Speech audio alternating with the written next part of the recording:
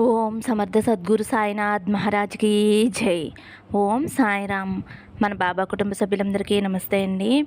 Hi friends, మీ అందరిపైన షిరిడి సాయినాథన్ ఆశీస్సులు ఉండాలని, మీరు ఎల్లప్పుడూ క్షేమంగా సంతోషంగా ఆరోగ్యంగా ఉండాలని, మీరు అనుకున్న పనులన్నీ నెరవేరాలని మనస్ఫూర్తిగా బాబా గారిని కోరుకుంటున్నానండి.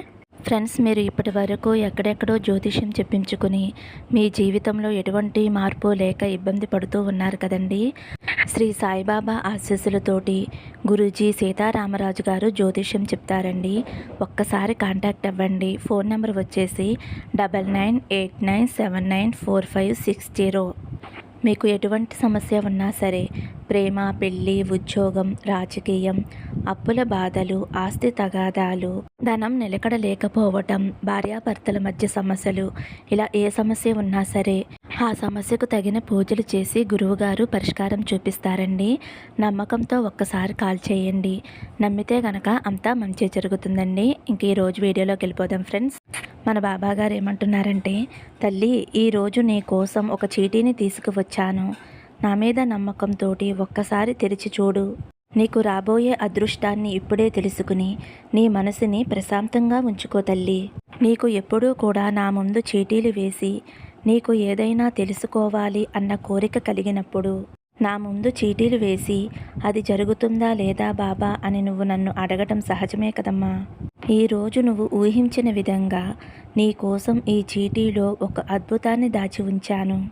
ఈరోజు నీ ముందుకు తీసుకువచ్చానమ్మా. ఒక్కసారి ఈ చీటీని తీసి చూడు.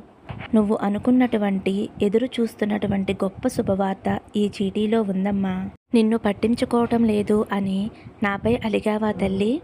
లేదంటే నీ చెయ్యి వదిలేశాను అని నాపై నిందలు వేస్తున్నావా? నేను ఎప్పుడూ కూడా నీ చెయ్యి వదిలిపెట్టింది లేదు. నేను నీతోనే ఉంటున్నాను అనే సంగతి నువ్వు తెలుసుకోలేకపోతున్నావు తల్లి. నీ వెంటే ప్రతి క్షణం నా రూపం ఉంటుంది. నువ్వు ఏ పని చేస్తున్నా అది విజయం పొందేలా నీతో ప్రతి ప్రయత్నం చేయిస్తుంది ఎవరు? నీ సాయి తండ్రే కదమ్మా.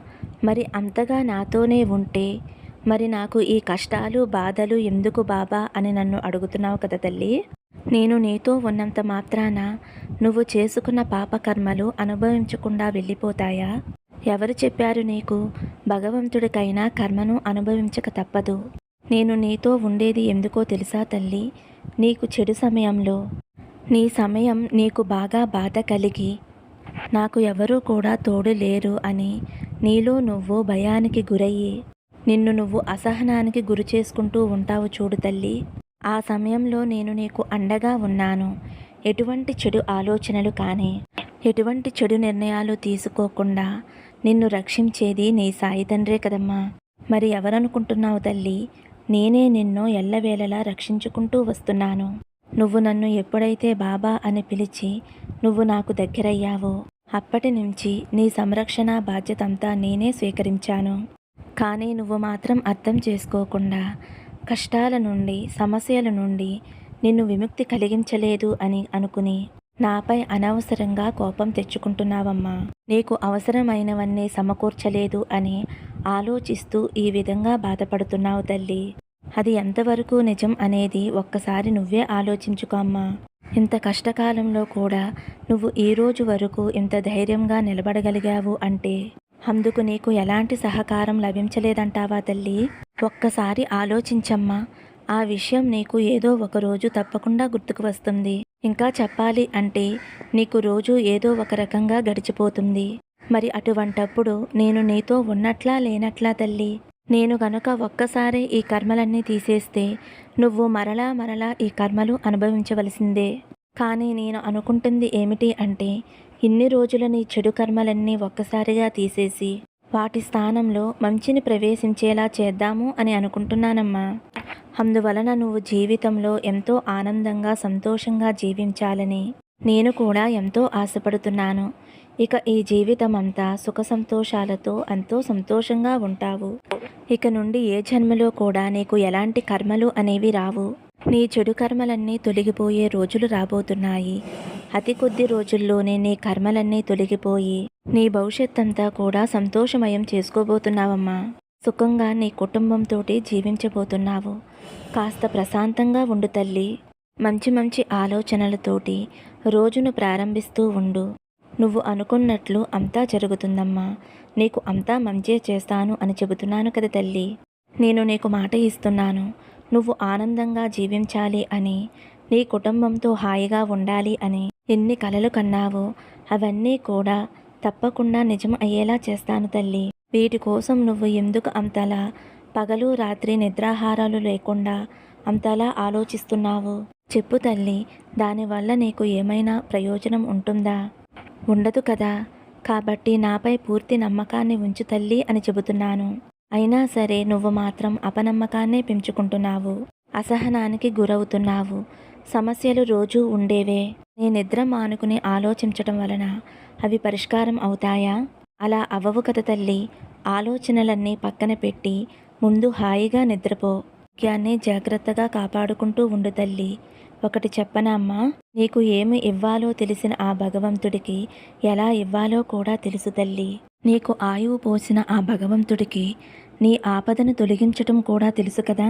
అందుకే కష్టం వచ్చింది అని కంగారు పడవద్దు.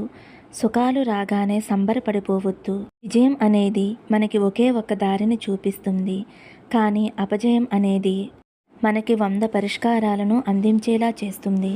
అందుకే పరిష్కారం లేని సమస్య గురించి ఎప్పుడూ కూడా చింతించకూడదు. పరిష్కారం ఉన్న సమస్యను అస్సలు విడిచిపెట్టుకోకూడదు. నీ మనసులో కోరిక నాకు తెలుసు కదమ్మా. కొన్నిటి విలువ కోల్పోయినప్పుడు తెలుస్తుంది. కొన్నిటి విలువ దొరకనప్పుడు తెలుస్తుంది. ఇక కొన్నిటి విలువ కాలం గడిచే కొద్దీ తెలుస్తుంది. ఏది నీకు అన్నం పెడుతుందో దానిని దైవంగా భావించు. ఏది నీకు నీడని ఇస్తుందో దానిని కోవెలగా భావించు. ఏదైతే నీకు మంచిని నేర్పిస్తుందో దానిని నిరంతరం కూడా పూజిస్తూ ఉండమ్మా. ఏది నీకు సంతోషాన్ని కలిగిస్తుందో దానిని నిత్యమూ కూడా ధ్యానిస్తూ ఉండు. అప్పుడే నువ్వు జీవితంలో గొప్పవాడివి అవుతావు. నువ్వు విజయం కావాలి అని కోరుకుంటున్నావు. తప్పకుండా నువ్వు ఎంచుకున్నటువంటి పనిలో అభివృద్ధి పొందాలి అని అనుకుంటున్నావు కదా తల్లి. మరి అలా అభివృద్ధి సాధించాలి అంటే నువ్వు ప్రయాణించేటటువంటి మార్గంలో అతి నిద్ర, సోమరితనం, అలాగే నువ్వు చేసే పనిలో అలసత్వం, కోపం, భయం వీటన్నిటినీ కూడా పక్కన పెట్టేయాలి. ఇవి ఉంటే మాత్రం నువ్వు ఎన్నటికీ కూడా విజయాన్ని పొందలేవు. ముందు వీటన్నిటినీ కూడా దూరం పెట్టే తల్లి. అతి త్వరలోనే నీకు గొప్ప అదృష్టం రాబోతుంది. జీవితం మొత్తం ఇప్పటి వరకు ఎగుడు దిగుడు మార్గంలోనే కొనసాగింది. అయితే నువ్వు చాలా అసహనానికి లోనై ఉన్నావు తల్లి. ఎంతో నిరుత్సాహంతో ఉన్నావు. అయితే ఇప్పుడు మాత్రం గొప్ప స్థాయికి వెళ్ళబోతున్నావు తల్లి.